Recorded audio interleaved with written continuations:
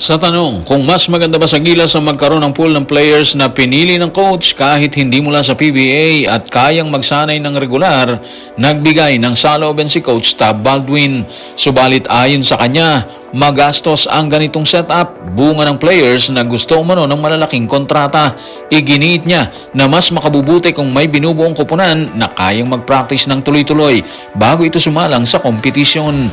At si Coach Tim Cone, idinipensa ang isyong palyado umano si Calvin Optana sa oras ng laban ng Gilas, Pilipinas. Tutukan po natin ang lahat ng yan. Pero bago yan, pakisubscribe, like and share na lang muna para pareho tayong updated. Tahasang inamin ni Coach Tab Baldwin sa interview ni Homer Saison na mas makabubuti sa Gilas, Pilipinas ang makabuo ng pool ng players kahit hindi nagmula sa PBA na pinili ng coach at kayang magsanay ng regular. Narito ang kanyang pahayag. Tutukan natin ang mga sinabi ni Coach Tab sa interview ni Homer Saison sa Pauka Sports sa X or Twitter.com. Mas magiging maganda ang performance nito sa international pero mahal kasi ito eh. Ang magagaling at nangungunang players gusto nila ng malalaking kontrata at kailangan isaalang-alang ang feasibility sa bawat usapan. Maganda naman yung point na binuksan ni Coach Tab Baldwin at dito talaga pumapasok yung reality ng pagbuo ng Gilas, Pilipinas. Yung tanong kung mas maganda bang magkaroon ng fixed pool ng players na regular na nagte-training, halimbawa weekly, kahit hindi galing sa PBA, maganda sana sa papel, di ba? Kasi kung may consistency ka sa grupo, mas mabilis mabubuo yung chemistry niyan. Mas kabisado ang sistema at mas prepared sa international games. Hindi ka na mangangapa kada window, di ba? Kung titingnan na nangyari, makikita mo agad ang problema. Okay, nanalo sila sa unang window laban sa Guam. Pero aminin natin mga playoffs, mas mahina ang lineup ng Guam kumpara sa sumunod nilang nakalaban. Pagdating sa Australia at New Zealand, dun lumabas yung agwat, di ba? Sa experience, physicality, and of course yung lalim niya. Diyan papasok yung sinasabi ni Coach Tab na feasibility. Sa basketball mga ka-playoffs, ang feasibility ibig sabihin gaano ka ba kapraktikal at kayang isakatuparan ng isang plano. Hindi lang ito tungkol sa gusto mo, di ba? Kundi kung kaya ba nitong gawin base sa una, number one budget. Kaya mo bang bayaran ng top players? Pangalawa, availability. Papayag ba yung mga liga o teams na ibigay ang players? Pangatlo, commitment. Sasama ba sila sa regular na training, yung mga players, di ba? Pang-apat, yung sistema. May sapat bang oras para ma-develop? Matitinding katanungan yan mga playoffs. At doon ang gagaling yung komplikado. Yung mga top players po kasi natin, lalo na sa PBA o overseas, may mga kontrata yan, commitments, at malaking halaga ang kapalit ng oras nila. Hindi mo basta masasabi na sumali kayo sa pool at mag-training weekly kung hindi ito financially at logistically feasible. Kaya kahit maganda ang idea ng consistent pool, bumabangga ito sa reality ng resources at availability. At yun ang point ni Coach Tab Baldwin. Hindi lang dapat maganda sa papel, dapat kaya rin gawin sa totoong buhay.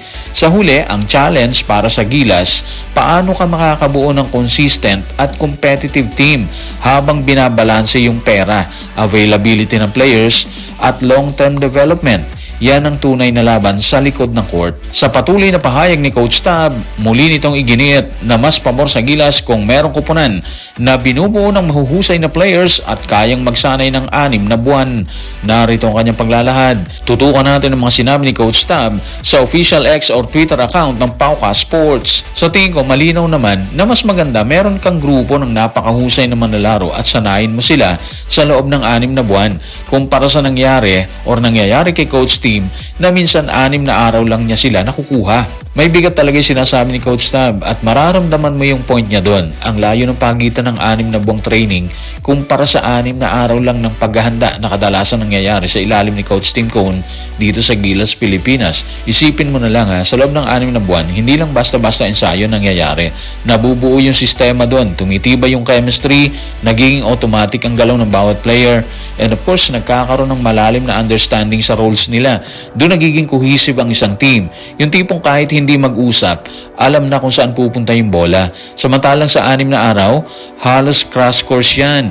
Ipapasok mo yung sistema, ipapakilala yung roles, tapos sabak agad sa laban. Wala halos panahon para magkamali or mag-adjust o mag-improve bilang isang grupo. Kaya hindi na nakapagtataka talaga kung bakit minsan hirap mag-click ang team sa actual games. Mas lalo pang nagiging komplikado dahil karamihan sa players galing sa PBA at may iba pang nanggagaling overseas katulad ng B-League at yung KBL, di ba? Dahil sa schedule at commitments nila mga ka-playoffs, minsan late pa silang nakaka-join sa training. Lalo pang nababawasan ng oras para magbuo ng chemistry. Kaya kung tutuusin, hindi lang ito usapin ng talent. Kahit gaano ka kagaling, kung kulang sa oras na magkasama bilang team, mahirap talaga makipagsabayan sa mga bansang matagal ng buo yung programa.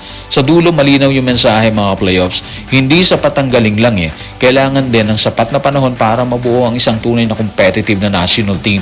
Sa panayam naman ni Pau Salud ng Pauka Sports, sinagot naman ni Coach Tim Cone ng reklamo ng karamihan sa hanay ng Gilas, Pilipinas. Ang shooters na palyado sa oras ng laban, partikular sa kaso ni Calvin Optana. Narito ang sagot ni Coach Tim. Tutukan natin mga sinabi niya sa official X or Twitter account ng Pauka Sports. Una sa lahat, pag-usapan natin ang mga shooter sa team. Sino ang mas mahusay na shooter kaysa kay Calvin Optana sa PBA? Sagot naman ni Pau Salud mga ka-playoff, si Lucero. Sabi naman ni Coach Tim Cone, si Lucero ay hindi isang mahusay na shooter. Magaling siyang malalaro pero hindi siya mahusay na shooter. Hindi siya 3-point shooter. Mas isa siyang all-around na versatile na player. Pinag-uusapan natin dito ang shooters. Malamang si Calvin ang pinakamahusay naming shooter sa PBA. Magandang linawin muna natin mga playoffs. Hindi lang si Calvin Optana ang binanggit ni Coach Tim Cone. Kasama rin sa usapan si Juan Gomez de Leaño, si Justin Brownlee, si Kevin Kembao at si Dwight Ramos. Ang point ni Coach Tim, kung tutuusin, hindi naman bad shooters ang mga yan. Kaya sa kabuuan, marami silang shooters dito sa Gilas, Pilipinas. Yung mga binanggit niya, si Justin, si Juan Gomez de Leaño, si KQ, si Dwight Ramos. Bali 5 sila kasama si Calvin Optana. Ngayon, doon tayo sa main issue, yung kay Optana, di ba? Totoo, may mga kababayan tayo nagsasabi na hindi siya naging effective sa mga huling laro at may mga panawagan na palitan talaga siya, di ba? Naiintindihan natin yan, lalo na kung ang expectation ay consistent sa outside shooting at hindi yun na ibibigay sa ilang pagkakataon mga playoffs. Pero kung magiging patas tayo, hindi rin kasi simple ang role niya. Hindi simple. Si Optana, hindi lang siya shooter. May depensa, may size, at kaya rin gumawa ng ibang bagay sa loob ng sistema ni Coach Tim Cone.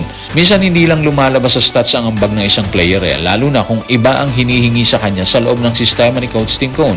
At sa totoo lang, hindi lang isang player ang basihan ng shooting ng Gilas, Pilipinas. Collective effort yan. Kung hindi pumapasok ang tira ng isa, dapat may sasalo. At doon papasok yung ibang pangalan na binanggit ni Coach Tim. Kaya siguro mas tamang tingnan ito hindi bilang palitan agad. Kung hindi, paano pa mapapakinabangan ng husto ang bawat player? Kasi sa international level, hindi lang basta shooting ang laban. Kailangan kumpleto yung contribution. Sa dulo, malinaw, may point din ng fans, di ba? Pero may point rin ng coaching staff.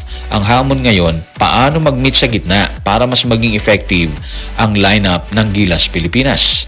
So guys, maraming salamat.